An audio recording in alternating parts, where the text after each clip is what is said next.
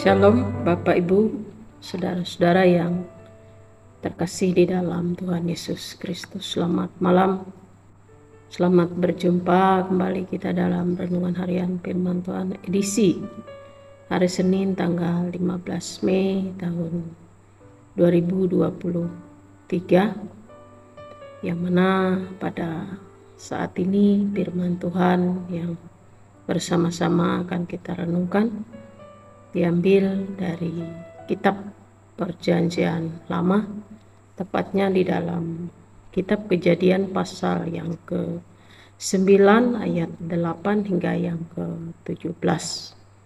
Dan yang menjadi penekanan dalam pemberitaan firman Tuhan ini diambil di ayat yang ke-12 yang saya bacakan demikian. Dan Allah berfirman, inilah tanda perjanjian yang kuadakan antara aku dan kamu serta segala makhluk yang hidup yang bersama-sama dengan kamu turun-temurun untuk selama-lamanya. Dan yang menjadi tema untuk renungan kita pada malam hari ini yaitu janji Allah yang menenteramkan hati.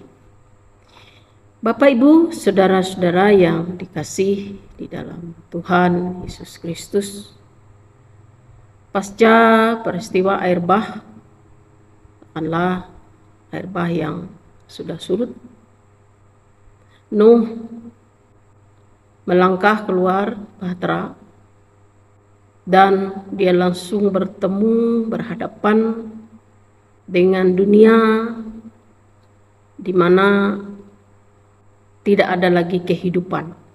Katakanlah manusia sudah tidak ada lagi. Nah, dalam hal ini kita melihat bagaimana Allah memperhatikan keadaan Nuh dan keluarganya, dan ia menepati janjinya kepada Nuh. Melihat suasana kehidupan yang baru, tentunya Nuh tidak tahu harus berbuat apa. Bisa jadi ada rasa trauma mungkin sejak peristiwa air bah tersebut.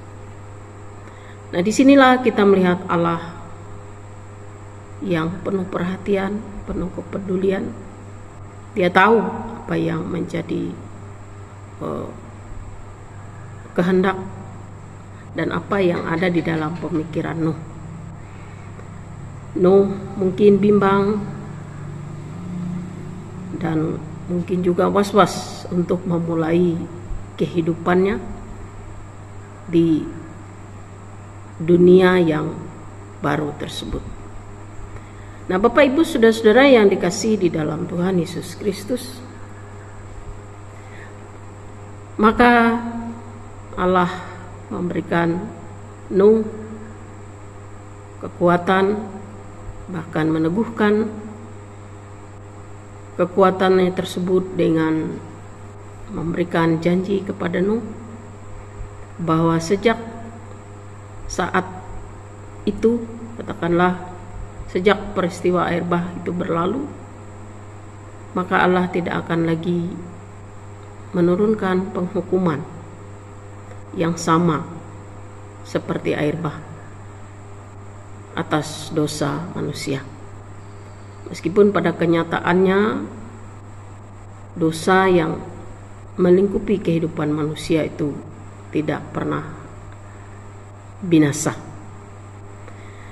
Bapak Ibu saudara-saudara yang dikasihi di dalam Tuhan Yesus Kristus, dari sinilah kita dapat melihat bagaimana ketika Allah bertindak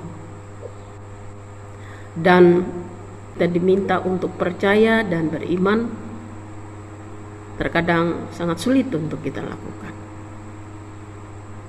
Namun apa yang dapat kita pelajari dari kehidupan seorang yang bernama Nuh? Di situ ia memang betul-betul menyerahkan kehidupannya kepada Tuhan. Betul-betul percaya sepenuhnya kepada Tuhan.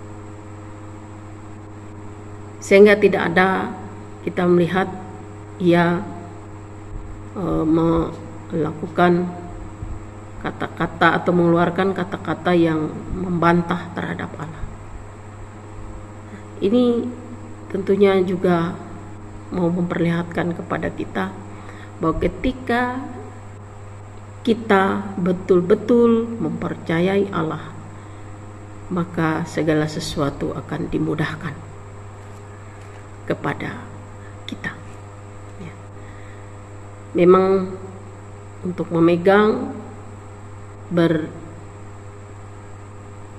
berpadanan kepada apa yang menjadi firman Tuhan tidak mudah untuk kita lakukan, karena kita adalah orang-orang yang lemah, yang terkadang bisa menyerah dengan kelemahan kita.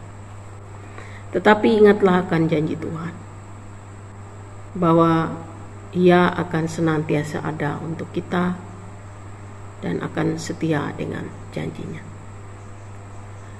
Jadi Bapak Ibu saudara-saudara yang dikasihi di dalam Tuhan Yesus Kristus, melewati janji Allah kepada Nuh ini, ada 3 hal yang menjadi pijakan untuk kita. Yang pertama, bahwa Allah memastikan tidak akan ada lagi bentuk penghukuman yang sama seperti pada zaman Nuh, bahkanlah dengan air bah. Kemudian selama bumi masih ada, maka akan terjadi pergantian musim yang akan selalu hadir dalam kehidupan manusia. Dan tanda bukti bahwa Allah setia dengan janjinya adalah bahwa adanya pelangi pada saat hujan. Jadi janji-janji Allah memang menenteramkan hati. Kalau kita sungguh-sungguh meyakini, percaya, maka semuanya akan berlaku bagi kita. Atau sebuah ungkapan, lakukanlah yang menjadi bagian kita, maka biarkanlah Allah bertindak apa yang menjadi bagian. Tuhan Yesus memberkati. Amin. Mari kita berdoa. Bapa di surga, terima kasih atas firman-Mu. Kami bersyukur senantiasa Tuhan selalu menjamin kehidupan kami. Tuhan selalu setia di tengah-tengah ketidaksetiaan kami. Janji-Mu sungguh menenteramkan hati kami.